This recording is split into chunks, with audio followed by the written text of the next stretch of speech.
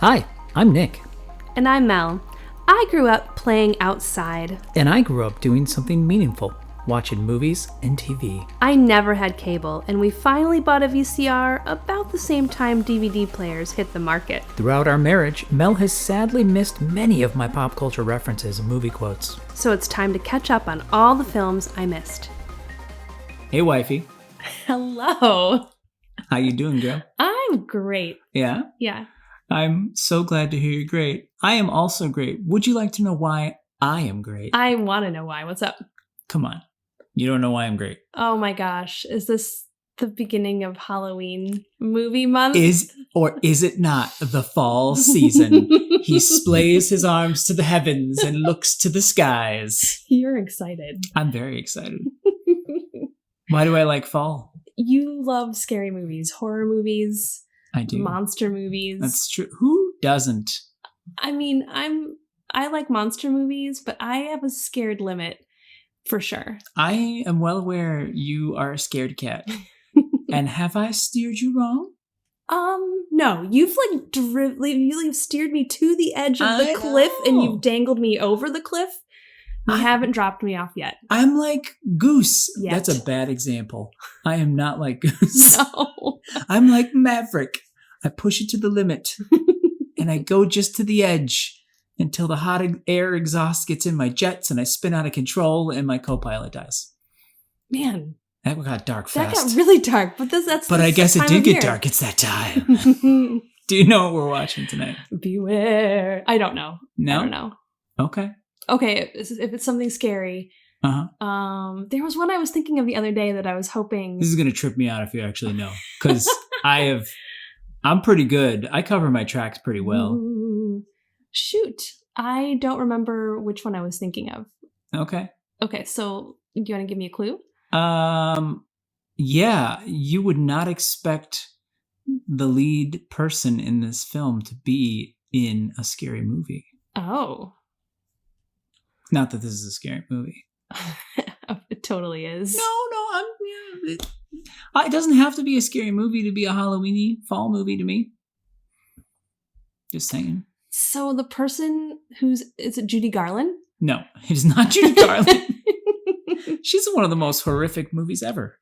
Really? Yes. The Wizard of Oz. The monkeys. No, and then there's in the background, you could see in one of the scenes. What are you? You don't know about this? No. Oh, okay. So, in one of the scenes, yes, when you look in the background in the forest before she's about to meet the Tin Man, yes, in the background you could see a dead body. Dun dun dun. Someone committed suicide on the set. No, you're kidding. And you see, like, in the very back, you can see them just barely. Oh my goodness! I'm 95% sure that's true. let's check that down to 75% sure. But it's gonna make you want to watch it again. I don't know. Yeah, it's not Judy Garland. Wow, I'm glad you guessed that. Otherwise, I wouldn't have said that. That feels like a good campfire story. Oh yeah. Yeah. We happen to be right around a campfire. There's so many things in that movie though that would scar you. Yes. The monkeys, Oh, yeah. the flying monkeys scary. when you were a kid. Like a village full of little people who look like the candy was melded with their bodies. Witches that get destroyed by houses. Like there's so much in that movie that could be terrifying. Yeah. Anyway. And the fact that water is the ultimate like doom for a witch. Correct, yeah. Okay. We're getting off track here. That's okay. I don't mind getting off track. Okay, good. Down the winding road through the spooky forest. Is that a clue? No, it's actually the opposite of that. This is a film called The Burbs. I might have seen this. Oh my goodness. Are you kidding me? How have you seen this movie? Okay. I think someone was like, you need to see it. Okay. At some point. What's it about? Okay. I'm not getting defensive. I'm just genuinely curious. No, I'm pretty sure I've seen it. Okay. Tom Hanks. Okay. And he moves to the suburbs. He does. And his house is like... Oh my goodness. I think you've seen this movie. I've seen it. This is kind of a twist. This is kind of a nightmare for you. I don't remember much of this movie at all. Really? Yeah. So maybe you should ask me what I remember about this movie. Okay. What do you remember about this movie? Tom Hanks is in it. Are you sure? Yes, I am, because I've seen the poster. Okay. All I remember, you know what? I always get this movie mixed up in my head with The Money Pit. Me too. Absolutely. And I've seen The Money Pit. I loved that movie. Not sure if I've seen The Money Pit. I can't remember if I just saw The Burbs or if I saw The Money Pit. All I remember is like Tom Hanks in, obviously he's in The Suburbs, which is not a spoiler because it's literally called The Burbs. We can say that. Yeah. And like his house is kind of just falling apart. Right. And I think there's like it just increasingly degrades. But that also, I assume, sounds a lot like the plot to The Money Pit, which is a building that's just falling apart, which is what a money pit is when you buy a house. So anyway, I don't want you to confirm or deny. I'm not saying anything. No, okay. I'm trying to like figure out if you've seen The Money Pit. I know. I don't know. I really don't. Yeah. Okay. So first off, we've been doing this a year now, for the record. Wow, that's crazy. This is a year. This is an episode past us doing this a year. And I was just thinking, I feel like of the last 5 or 10 movies I've shown you, you've probably seen 2 or 3 of them. And this is another one. Yeah. So I kind of feel like I need to like keep track of it. And if I show you too many in a row that you've seen, you just get to pick one. Like we can gamify it or something like that. So I'm totally on board for that. Okay. All right. And you can pick something that you think I haven't seen or something fun like that. I already have ideas. I have a list. Wow. I can't wait to see. What? Oh, let's just celebrate that we've done this for a year. Yay! Yay! Go us! Woo-hoo! Good job, husband. Thank you, wife. So, wow. Are you excited to see this one then? Yeah, totally. Part of it is because I'm relieved that it's not super scary. That's a huge part of it. But I remember liking it. Okay. And it's like one of those things where you and I are sitting here trying to remember the plot and the story, and I don't remember it all. So now I want to see it so I can like fill in those blanks in my mind. I always wonder like how much you remember of movies, because I've watched movies you've seen before with you. And there's very little you usually remember. So I've always envied that about you. You can watch the same movie over and over and be surprised. Yeah, my brain is busy holding on to other stuff. True. It's just carrying all this other stuff. So emotional damage, all that, right? Speak for yourself. Okay, so what are you going to give me for the tagline on this one? And or do you want to explain the poster? Like you're designing the poster. What's the tagline? What's it look like? It's like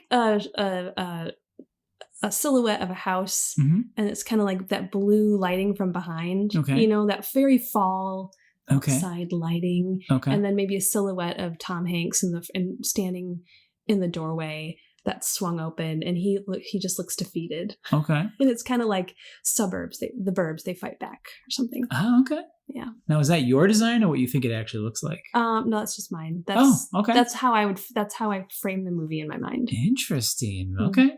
Great. Anything else you want? Do you want to add anything to it? Oh, I mean, I know what the poster looks like. So you said that. it would be a spoiler. So the librarian, when I checked this out of the library, without looking at it, she knows now, like it's a secret mission. No, that's next week's movie. Oh, she was excited. Wow, you're ahead. I have evil machinations, especially for this season. Oh my. So she was excited. Well, that's next week. We'll talk about it then. We'll talk about it then. Let's go watch this. Let's go check it out. Tom Hanks. All Tom Hanks wanted was a quiet vacation at home. This is what I need, Carol. I need this.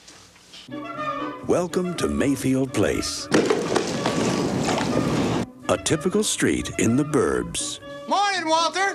Where nothing much ever happened. Walter's dog just took a dump on Rumsfield's lawn again.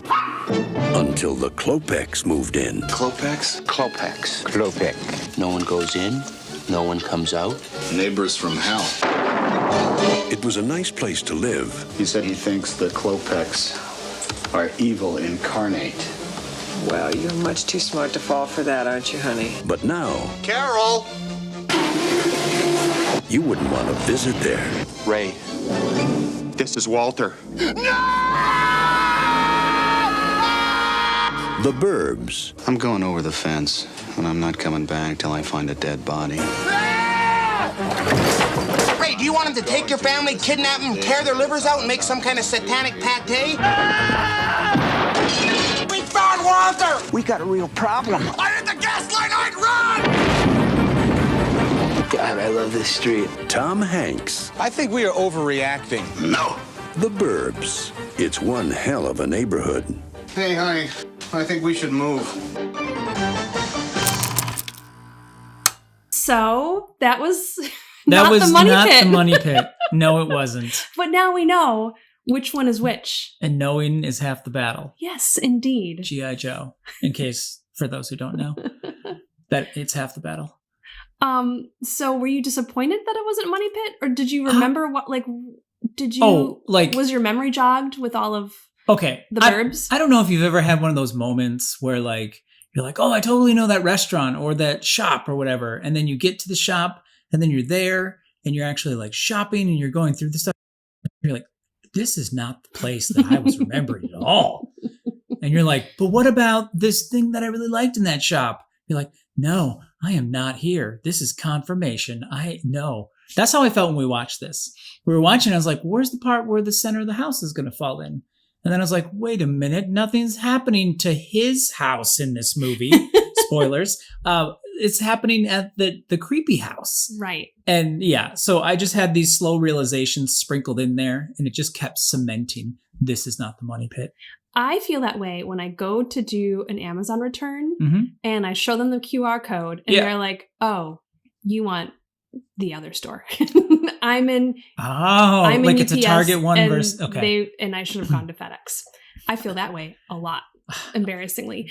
I feel that way about just in general. The perception of time is so weird. I was explaining to someone this thing I bought from Amazon, a nutcracker, yesterday.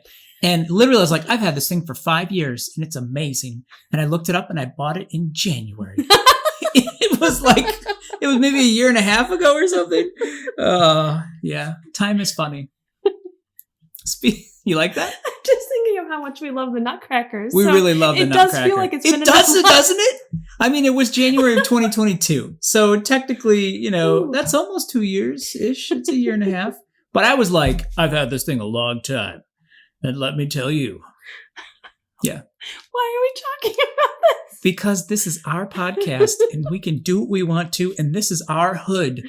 This is our Burbs. And we're not going to let casual conversation not be in here when we want to. That's right. So that's what you get. And it also ties us back to the movie because it's about owning your space. Oh, nice. Clever. Thank you. Thank you. Okay, so... What's this movie about?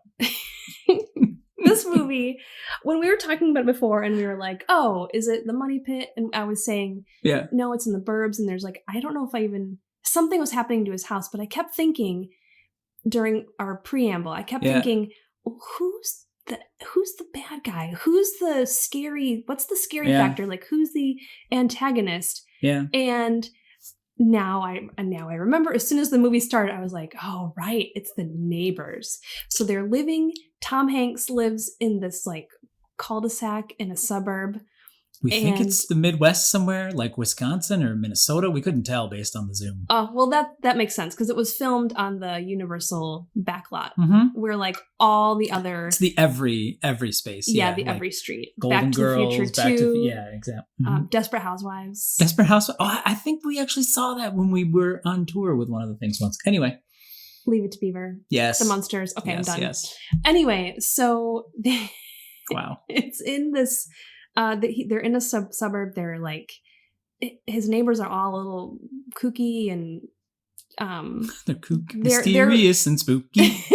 They're really offbeat. They're really into their own world. Are you talking about the new neighbors or his regular, his quote unquote regular neighbors? His normal neighbors. Yeah, no one's normal here. Yeah, no one is normal. But then like there's this creepy looking spooky house next to him, and some people moved in, and the opening thing is like him like walking over there at night, and like even when his like there's like a demarcation line of his grass and their grass. Yeah, Tom Hanks, yeah. And like when he steps over that line it's like spooky wind howling, like yes. it's just creepy. Yeah, it was you hear great, the organ. yeah, oh yeah. my gosh, it's hilarious. There's lots of gags in this movie. Yeah. That was one that worked really well. Great use of the organ music in this movie. Yeah. So anyway, the creepy neighbors move in, and he just continues to become like more and more paranoid, along with the help of his buddy neighbor. Yeah. Do you remember that old classic cartoon where there's like the big bulldog and then there's the yippy dog next to him that's like, hey, everybody, hey, Butch, where are we going to go? Where are we going to go? What are we going to do? Yeah. I just realized his cohort in the movie, that's him. Art, his neighbor, is totally that tiny dog that is just constantly poking you and really yappy and just going, hey, what are we going to do? They could be evil like cultists. They could be da-da-da-da. And none of his ideas are good or sound or wise. No, they're not. And they're just kind of egging each other on. I mean, he's doing most of the egging, though. Yeah. And they keep... Art is, yes. Yeah. The neighbor, yeah. The neighbor, his buddy bud. Yeah. His cigar buddy. His cigar buddy. Because he has buddy. to go smoke cigars at his wife doesn't want him to smoke. Yes. His wife, played by Carrie Fisher. Yes. She was... it's so weird for me when I see that role, especially because that's my mom. Yes. My mom looks a lot like, especially at that age, a lot like Carrie Fisher. Yep. So it's like watching my mom in a movie. It's really weird. Yeah, totally. She's walking around in her nightgown. Yes. Well, I mean, it's a very, very, very conservative nightgown, for the record. Yes. No, what I meant to say is it's like a domestic housewife situation. Yes. Where you're watching her do normal kitchen things. You know, Yeah. she's like putting the food away after breakfast and putting up with her husband's shenanigans. Yeah, yeah. But she's more level-headed than any of the boys in the neighborhood. Yeah. And I say boys because that's what they acted like. Oh, they're totally boys. Like, totally. Arguably the teenager was more mature than them. Like, depending. Who is the teenager? Corey Feldman. Corey Feldman! He's got to be up there. We need to keep track of who's on this the most. Like, he is, again... Did he sleep in the 80s? I don't even know. This was one of my favorite roles we've seen him in. He was really good in this one. I loved him in this movie. He was really fun. Yeah. Yeah. He totally felt like a surfer dude, but he was in like the Midwest or something. So I think what I loved so much about this part in this movie is like his character was like super into his neighborhood. He just kept saying, man, I love this neighborhood. Yeah. And he just thrilled to watch all the crazy stuff going around him. And he kept getting everyone else into it. Like his friends would come over and his girlfriend, and they'd be like, why don't we go to the movies? He's like, this is it. It's happening right here. This is real life. It's my neighborhood. Yeah. He was into reality TV before reality TV. Yeah. He had a great role. Yeah. I loved it. So there's these mysterious neighbors. Yep. It's like literally like organ music, horror, like overtones, thunder, lightning. Yeah. Kid that looked like I think he was literally in Children of the Corn. Was he in it? Yes! Yeah, he was. It was the same kid. Yeah. He was Malachi. Yes. I was going to tell you that. You just covered your face. You were so excited about that. Why? Tell me, please. When I was like looking, kind of researching a little bit about the movie and the characters earlier. And I saw him on IMDb and I was like, man, this kid is distinct. What has he done since then? Yeah. And I clicked on it and then it said he was known for Children of the Corn. And I gasped aloud. Malachi! That movie scarred me. Yeah. Why was I allowed to watch that movie? I don't know. We should probably watch it just to figure out why you were allowed to watch it. I don't think I could handle it. Was this like you going over a friend? That's wrong movie. No, but there's sounds like that in the corn. It's so scary. You don't even know what that noise is. Oh my goodness. That's the Jason sound. Is it? I don't know. Okay. Or the Michael Myers sound. It's one of those guys. Okay. It's a sound. Mm-hmm. That's Courtney Gaines, by the way, is the actor you're talking about. Yeah. I don't know. We watched Children of the Corn on a Girl Scout overnighter at Why wouldn't Girl Scout leader's house. This is classic 80s behavior right here. I couldn't sleep for months. So anyway, I was like, oh my gosh, that's Malachi. No wonder why he was freaking me out during this movie. Yeah. He's really good at being creepy. He's very good at being creepy. So as the movie goes on, their behavior, the creepy neighbor behavior gets weirder. They see him digging holes in the backyard. And then Tom Hanks and his buddy, and then there's another guy neighbor. Yeah, Rumsfeld. Mark, Bruce Dern, he plays him. Yeah. they start banding together and getting more and more braver, and like they finally break in. Yeah. in this like stealth operation. Instead of just quotes. talking to them. Well, they tried that. They tried. Well, there are various layers. They broke it. They went to the back anyway, but they broke in. Yes. Yeah. And they found mysterious things in the basement. I mean, everything is looking like it's wrong, and there's something wrong going on. And and they just can't get over this because it just seems so obvious that there's something wrong. Yeah. And then Tom Hanks blows up the house. Yep. And they come back and he's like, I'm sorry. Like, the great speech he gives. Yes. Like, we're the crazy ones. That was like the best, wonderful Tom Hanks yelling speech. You just love to hear him yell. You really do love to hear him yell. Yeah. And by you, I mean every human being on the planet. I know. I mean, he's great at yelling. His voice gets a certain timbre to it when he does it, and it's delightful. It's almost more musical when he's yelling. Yeah. It goes into this higher key.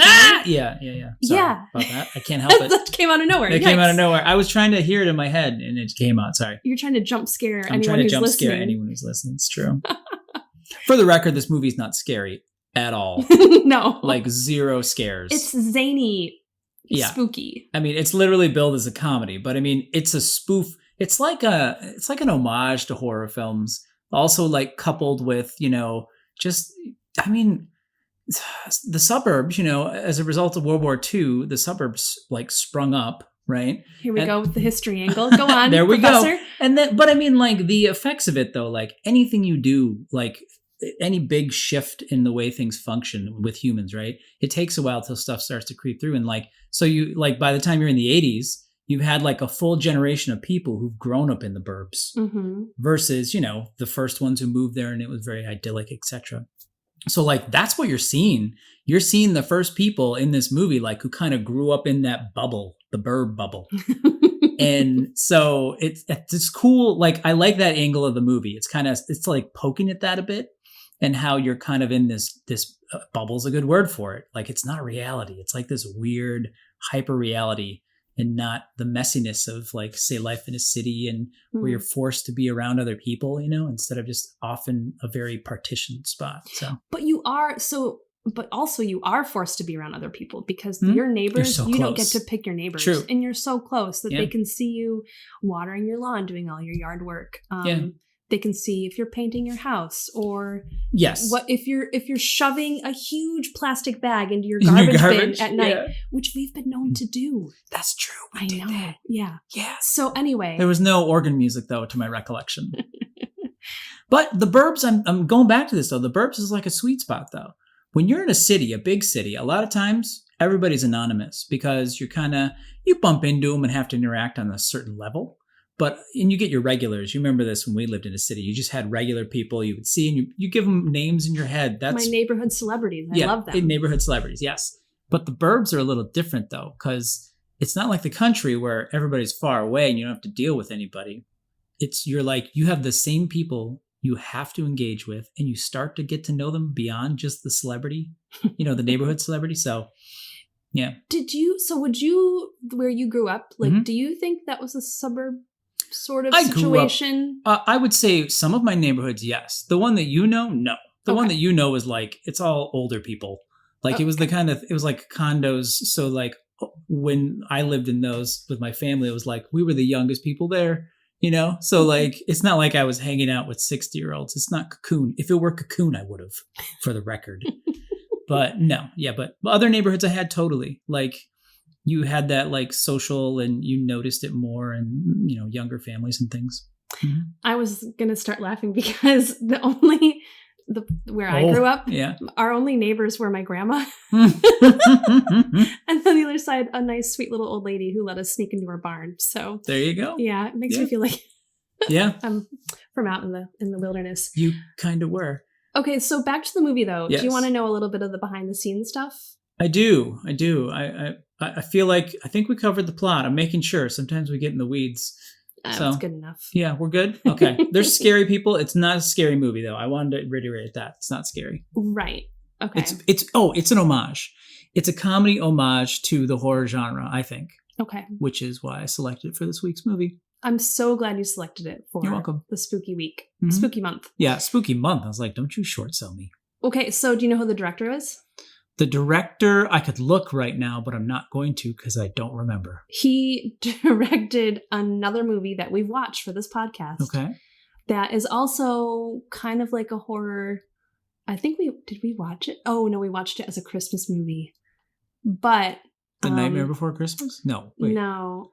We watched it as a Christmas movie? Yes, because Gremlins. Gremlins, yeah. It's the director. Oh, that's one of my favorite Christmas movies. Yeah, I know. Same director. What's his name again? Same director. I don't remember. I'm totally embarrassed that I don't know his name off the top of my head. And this was also the first film for Imagine Entertainment. It's Joe Dante, by the way. Dante, yeah. That's it. Yeah. This is the first Imagine Entertainment film? Yeah. I did not know that. Breakout one. Way to go, Ron. I know. And Brian. Don't forget Brian. I won't forget Brian. He totally would have. Sorry, that was an Arrested Development homage. This was also filmed in the middle of a writer's strike, so that seems pretty timely. Whoa. Yeah. Actually, I do remember hearing in the headlines recently, the longest writer's strike was actually a little bit longer than this one, and it was in the 80s. Yeah. Yeah. Wow. It was filmed during a writer's strike. Yeah, so the film had already been written, obviously. Yeah. So what they did was, instead of where I think movies might normally have writers on staff to like tweak and do that, they shot it in sequence. So they could kind of just like tweak it and ad lib as they went along. So isn't that interesting? They kind of made a movie like the way as a child I thought movies were made. Like I didn't know they were made like out of sequence. So they made it like... That's how our children literally make movies. Exactly. When we make them with them. Yeah. They totally go in sequence. That is really odd for a movie though. Usually there were not a lot of sets in this one though. So I could see how you could do that. Right. Like a lot of times it's location based where you do your shoots. So yeah. So also because they're on the Universal lot, there's like the backlot studio tour. Yeah. And that like interrupted their filming a lot. Mm-hmm. And also sometimes you can hear like people screaming from the Jaws. The ride. The ride. Yeah. Like you. That's awesome. I know. That just made me laugh. Like a small world. Wow. Mm-hmm. Did you know who the dog is in this movie? The little white dog. The little white dog is so yipey but cute. Mm-hmm. Do you know? It looks like a pampered dog. Do you know what other famous movie this dog is in? I'm just gonna guess. Oh, in a movie. Mm-hmm. I don't know. I was gonna guess like fancy dog food commercials. I'll give you one hint. Okay. You ready? Excuse me, I gotta prepare myself. Oh dear. It puts the lotion on the skin. That's Hannibal Lecter. What's the name of that movie? Silence of the Lambs? Or else it gets the hose again. Yeah, it's Silence of the Lambs. He's holding that dog when he says that line. Oh my gosh. That poor dog. Yeah. Yeah. That poor dog. Yep. That's Precious, by the way. It's the dog's real name, Precious.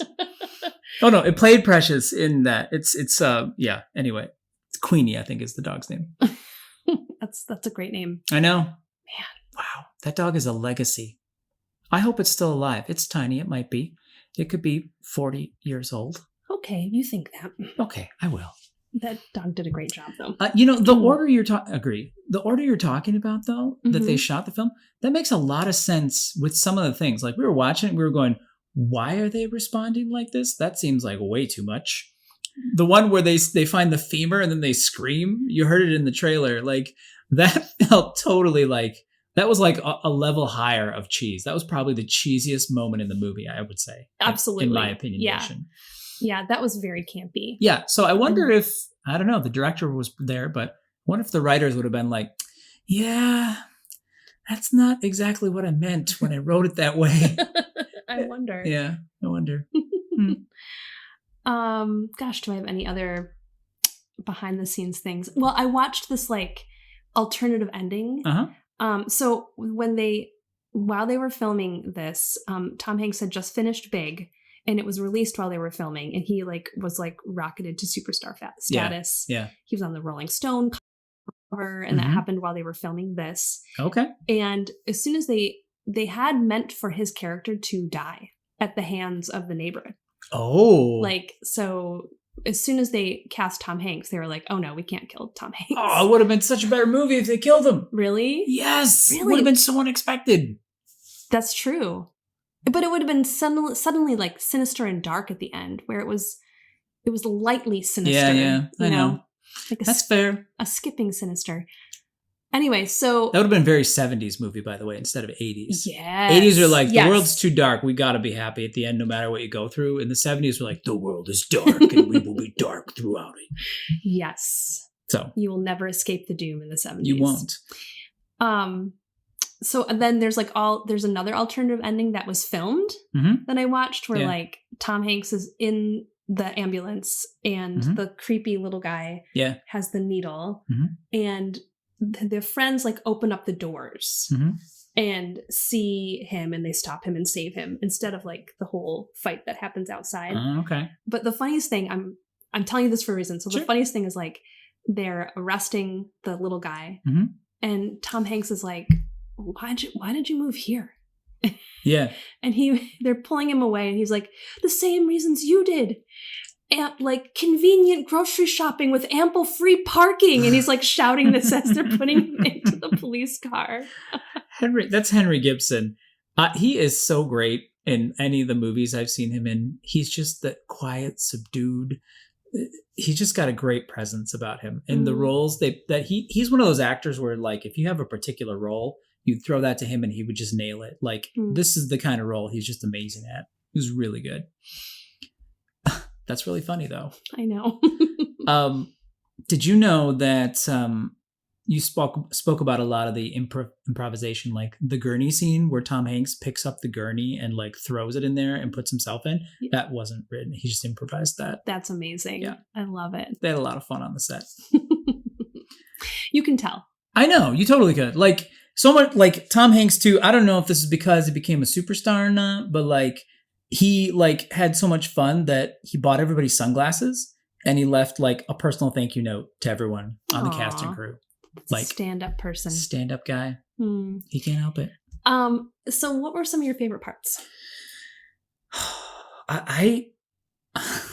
Sorry.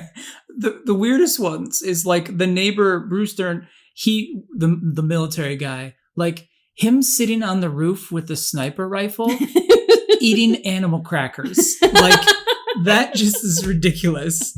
And then when he falls off the roof and shoots the window out on accident, and the little touches with his character, I got a kick out of his character. Yeah. He like put like mesh netting over his car during the day to hide it from like above, like stuff like that. I didn't even notice that. It was just ridiculous. It was really funny. I liked his parts a lot. Corey Feldman's character too, like any of the times where he's just like watching, like especially in the end, it like culminates with him like having 40 friends over or something like that. And then they have a pizza delivery truck arrive. That was good.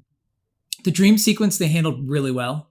Like that was totally a gag they set up with that picture. There's a family portrait picture and it's framed. It's framed in the shot.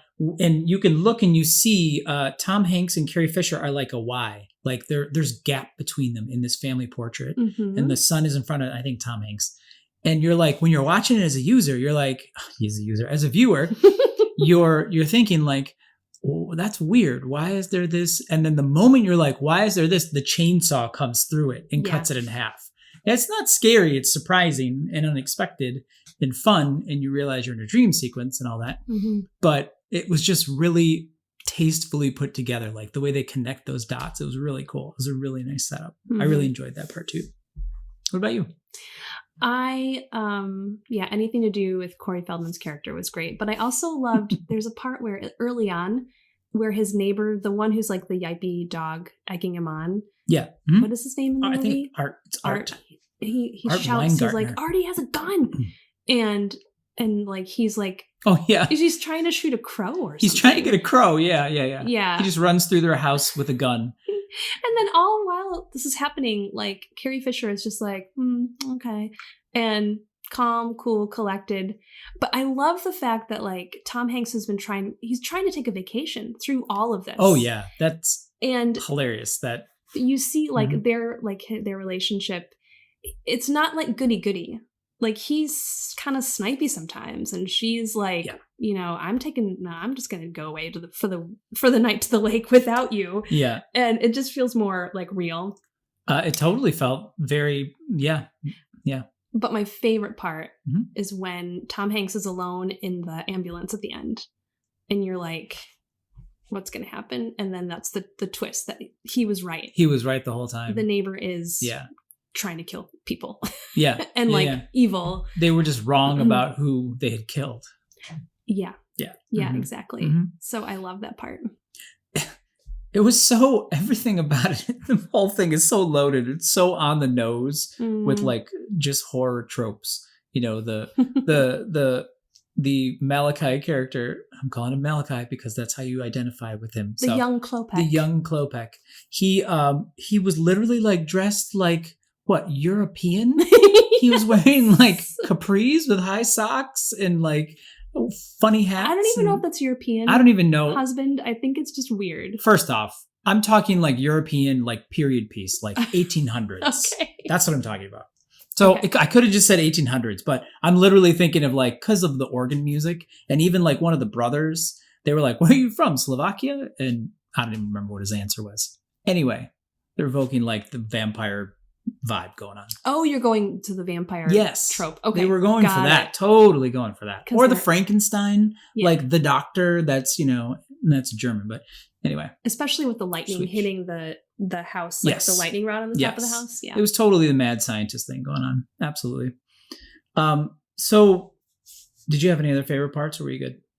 I could gush on, but let's move ahead. Okay. So if you were a neighbor in this neighborhood, what would your shtick be? Like, what would your obsession be? Like, each of them kind of had their own thing. Oh, yeah. I might be like a crazy bird lady who's like, I have a lot of bird feeders out. Yeah. But, so I like a lot of birds to come and they're always, maybe pooping on other people's cars. And I probably would yell at people for driving too fast because they might hit the birds. That sounds like a good fit for you. Yeah, thank you. You're welcome. And I'm sorry. Who would you be? I would be what character? Like, this is 89 if I remember right. And I would be that guy who's like super into like technology. Yeah. Like he's got like the shoulder huge camcorder. Yes. And he's just filming everything. And then I would be incorporated into the scenes to like use the video footage, which would be horrible because I would have all this stuff, but I wouldn't be able to use it properly. Yes. So they'd be like, I think it was that. And you'd see like a blurry thing on the screen and it wouldn't really help move anything forward. Oh, I love it. Yeah. I love it. I hope that if they do a reboot of the movie that they write these two new characters in. That would be mine. Yeah. What's the scariest thing about living in the suburbs for you? What would be the scariest thing since we don't? The fact that you like the scariest thing about the suburbs is that you would never leave the suburbs, I think. Oh. It feels like purgatory. It feels like purgatory. It really felt like that in this movie when... It's not too bad. It's not too good. You're just kind of there. Sorry, It felt like what? Sorry. Oh, well, like the never being able to leave. Like Carrie Fisher just kept wanting to go. Let's just go. Let's just go. And, he kept saying no. And even when she did go, she came back and it was still happening. That was the weakest plot point. Like, why did she come back? Did they even cover that? She was going away for the weekend. She was supposed to be gone for a couple days. And then she was back like 4 hours later or like a day late, like later in the day. Anyway, no writers. It just happened. Exactly. So what, if any, messages do you think were in this film, Melissa? Okay, so I'm just going to go in a weird direction today. And this film got me thinking about climate change. Whoa. Wow. Okay. Okay, let me explain why. Please. All through this movie, Tom Hanks knows something is wrong and he could see something is wrong. Yeah. But like it could be explained away or he might just be imagining it or he might be exaggerating. And his wife certainly thinks he's going crazy. And his friend is like also a little crazy. So why believe him? And so he keeps kind of talking himself in and out of it. But I can't talk. In and out of it. Yeah. In and out of it. Yeah. So I feel a little bit like that's kind of what we do with climate change. Like it's kind of crazy, but sometimes you can kind of ignore it. Other times you can't.